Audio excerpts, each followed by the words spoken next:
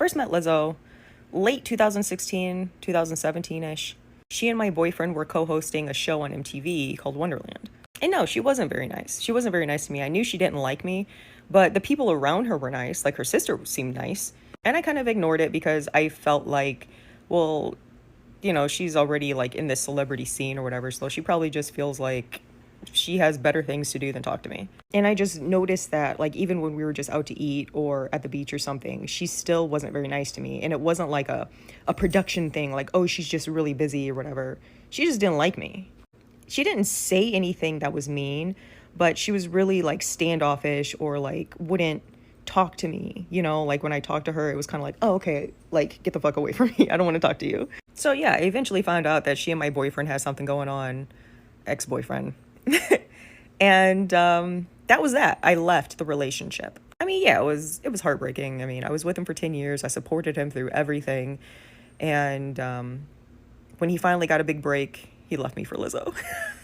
It was really hard for my mental health. I went through a really difficult period of time trying to be okay with this, because it wasn't just like, oh, I broke up with my boyfriend. It was like, oh, I broke up with my boyfriend and he left me for a person who wasn't very nice to me and turned out to be, like, after the fact, after we broke up, she became a Grammy award-winning celebrity and everybody in the world loves her, and her message is like love and light and positivity, after knowing how she treated me. But I didn't want to say anything because it made me sound like a whiny little baby or something.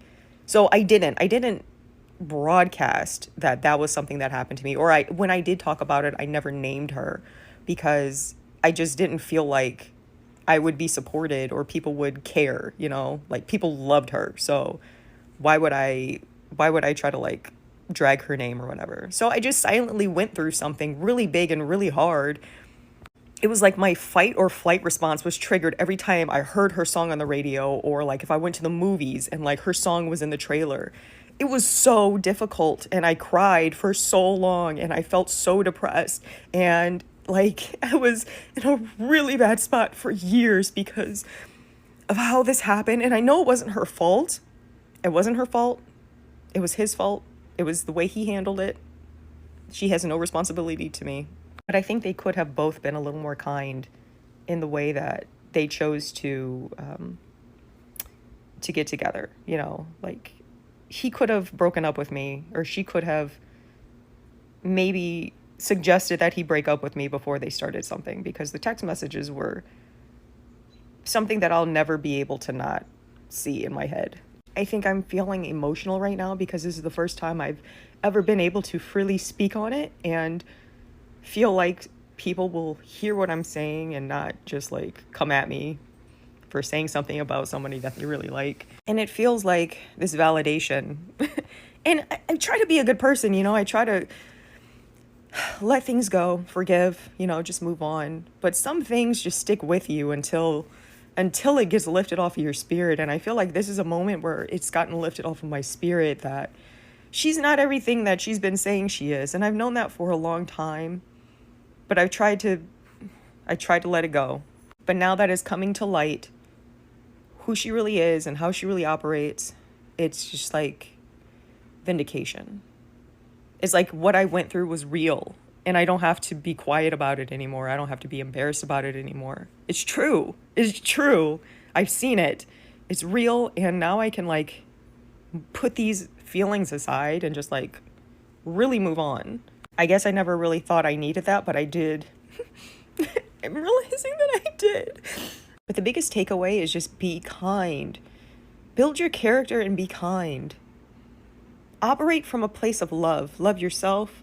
And when you truly love yourself, that will extend itself to other people.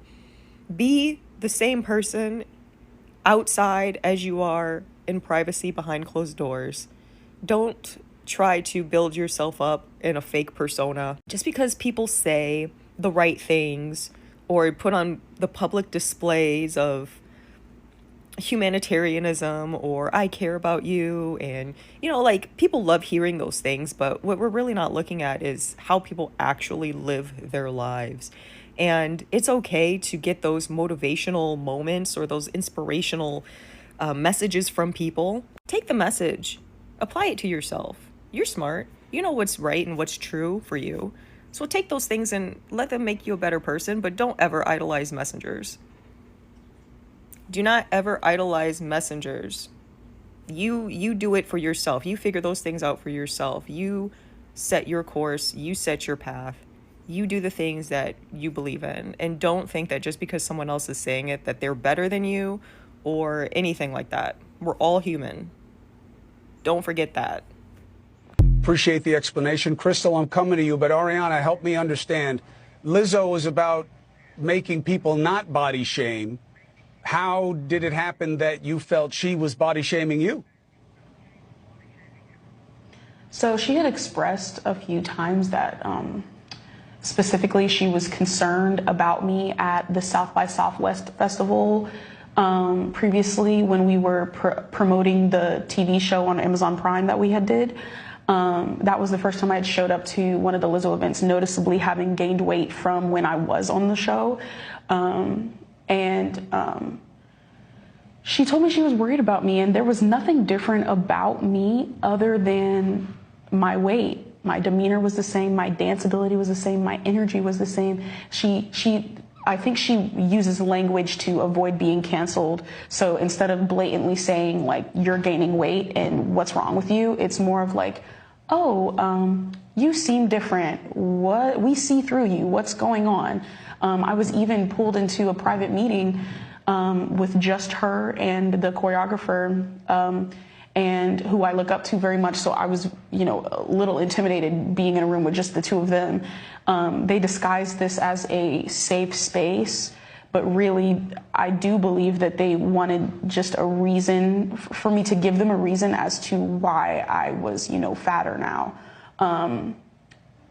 I felt cornered, so I ended up telling them, that I do struggle with an eating disorder, and that I'm in recovery, and it has never affected my job, and it will, at the time, would have never affected my job.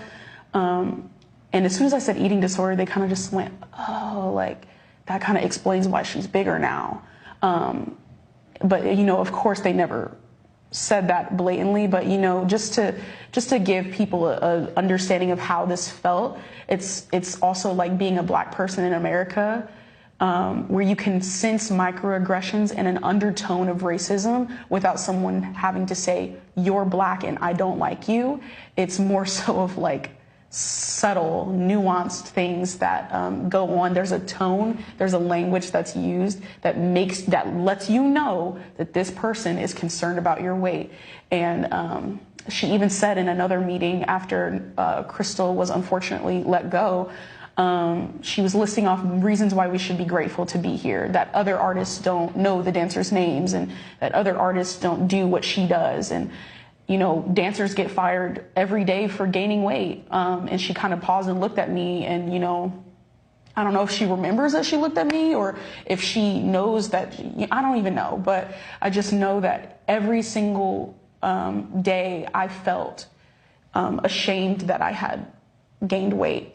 And I had never felt more conscious of my body than I had on that job. And Crystal, you believe you were fired for sticking up for other dancers who you believe were being harassed?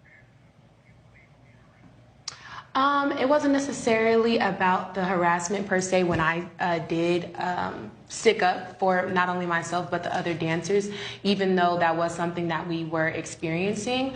It was more so the hostile work environment, including the false allegations that was being circulated around in regards to us drinking before shows, because Lizzo had brought that up in this meeting that she scheduled for us after a long and hard rehearsal, basically telling us that we were not performing up to her standards, and just that she wasn't happy with the show and how we were presenting ourselves, and that she's hearing that we're being, unprofessional, not having a good attitude, and that we just need to step it up, and that the drinking before shows needed to stop. And of course, I was confused because I knew that that wasn't the case. And then she scheduled another meeting that next day after the re-audition and basically emphasized everything that she said the day prior. And once again, she brought up the drinking before shows, to which then I raised my hand and asked if I could speak. She did allow me to speak, and I told her, hey, you know, I just want to let you know on behalf of myself and all of the other dancers that drinking before shows has never been the case, that we would never partake in that and put ourselves, you or the show or our jobs in jeopardy. And then after that, she just kind of blew it off and was like, well, if you're not, well, then good for you. And then she kind of just, you know, blew it off. And like I said, tensions were kind of already heated in that moment, not only just with her, but with her management team and with her dance captain. And then days later, I was terminated in a hotel lobby via her one of her tour managers due to budget cuts, only to then find out that less than 24 hours later they had another replacement dancer to basically replace me. And then of course I was still searching for answers and reasons as to why I was, you know, let go, and they just stuck with budget cuts. I asked to speak with Lizzo. They wouldn't let it happen. And then, of course, her manager then decided to give me her opinion and said that I came across as snarky and didn't have the best attitude at times. So it's just like all of these different microaggressions and underlying things that were just going on in our work environment that made it very hostile. Crystal, Ariana, Noel, thank you for explaining the situation. We'll be following the litigation. Appreciate you. Thank you. Thank you. Thank you so much.